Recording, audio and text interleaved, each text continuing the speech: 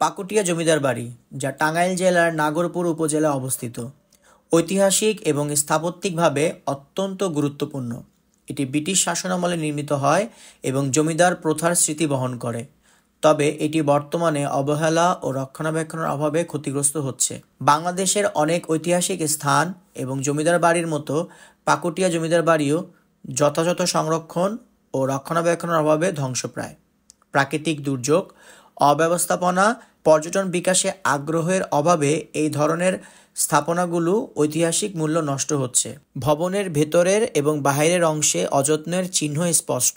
ঘাস, লতাপাতা এবং গাছগাছালি ভবনের বিভিন্ন স্থানে জন্মেছে, যা অবকাঠামো আরও ক্ষতিগ্রস্ত করছে। জমিদার বাড়ির কিছু অংশে স্থানীয় লোকজন অবৈধভাবে বসবাস করছে।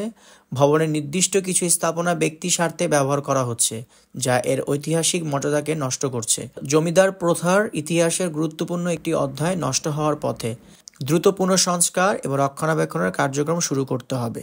স্থানীয় প্রশাসনকে বাড়িটির দখলমুক্ত করা এবং এর নিরাপত্তা নিশ্চিত করতে হবে। সঠিক রক্ষণাবেক্ষণ, পরিকল্পনা এবং জনসচেতনতার মাধ্যমে এই জমিদার বাড়িটিকে নতুন জীবন দেওয়া সম্ভব। এটি পর্যটন শিল্প ও স্থানীয় অর্থনীতিতেও ইতিবাচক প্রভাব ফেলবে। তাই অবহেলা দূর করে যথাযথ পদক্ষেপ নেওয়া অত্যন্ত জরুরি।